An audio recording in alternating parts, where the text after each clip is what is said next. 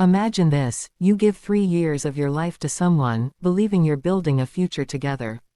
And then, one morning over coffee, they casually drop the truth: they've been lying to you all along about the one thing that matters most. That's what happened to me. But trust me, I found the perfect way to get revenge, and it came with a smell my ex will never forget.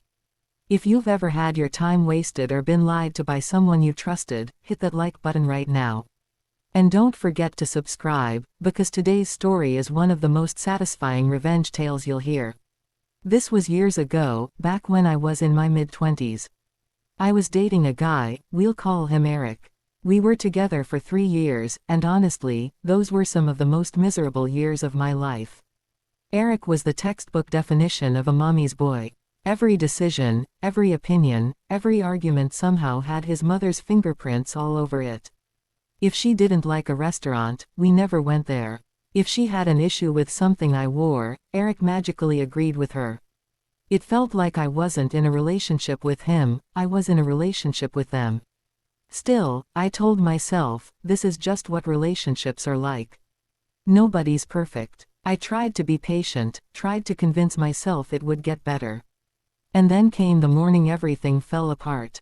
We were sitting at the kitchen table, sipping coffee, when Eric looked at me and said, as casually as if he were talking about the weather, "Greater than, we probably should break up." I was stunned. "Why?" I asked. And that's when he admitted it. For the entire 3 years we'd been together, he had lied to me about wanting children. I had made it clear from the very beginning that I wanted kids someday. He knew that. But instead of being honest, he strung me along with promises, nods, and fake conversations about our future family. Now, 3 years later, he decided to casually tell me the truth: he didn't want kids. "Not then, not ever. I just didn't think you'd date me if I told you," he said, shrugging. I could feel my hands trembling. My chest tightened, my heart pounding so loud I could barely hear. He had wasted 3 years of my life, 3 years of love, of planning, of imagining a future that would never exist. But instead of crying or screaming, I stood up, grabbed my gym bag, and walked out. At the gym, I ran harder than I ever had before. Sweat dripping, muscles burning, anger fueling every step. And somewhere between the weights and the treadmill, I made a decision: I was done. That very day, I called our landlord and gave our 30-day notice. I was moving out. When I told Eric, he was shocked. He thought I'd beg for answers, maybe cling to the relationship. Instead, I was dismantling everything we had, piece by piece. But here's the kicker: Eric didn't help with a single thing. He refused to pack, refused to clean, refused to lift a finger. He just sat around, sulking, like I was inconveniencing him by leaving. Fine. If that's how he wanted to play it, I would let him. For the next month, I packed up all of my things. I scrubbed my side of the apartment spotless. Meanwhile, Eric just did nothing. Until, finally, the day before inspection, he panicked and hired a moving company to pack up his stuff. And that's when the perfect opportunity for revenge fell into my lap. You see, the refrigerator belonged to him. Only him. And the day before, I had gone grocery shopping. I'd bought a full gallon of milk and some raw chicken for dinner. Both were sitting in that fridge. When the movers arrived, I didn't say a word. I just stood there quietly as they wrapped the refrigerator, sealed it shut, and carried it out.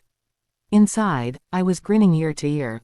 Because I knew that fridge was heading straight into his dad's warehouse for long-term storage. And inside it, the milk and chicken would rot.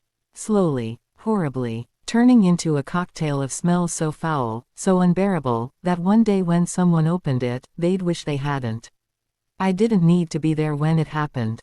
I didn't need to hear the yelling or see the looks on their faces. Just knowing what was coming was enough. For once, Eric wasn't the one in control. I was. I like to imagine it. Weeks, maybe months later, Eric or his dad unwraps that fridge in the middle of summer. They open the door expecting to find it clean, only to be hit by a wave of rot so strong it makes their stomachs churn.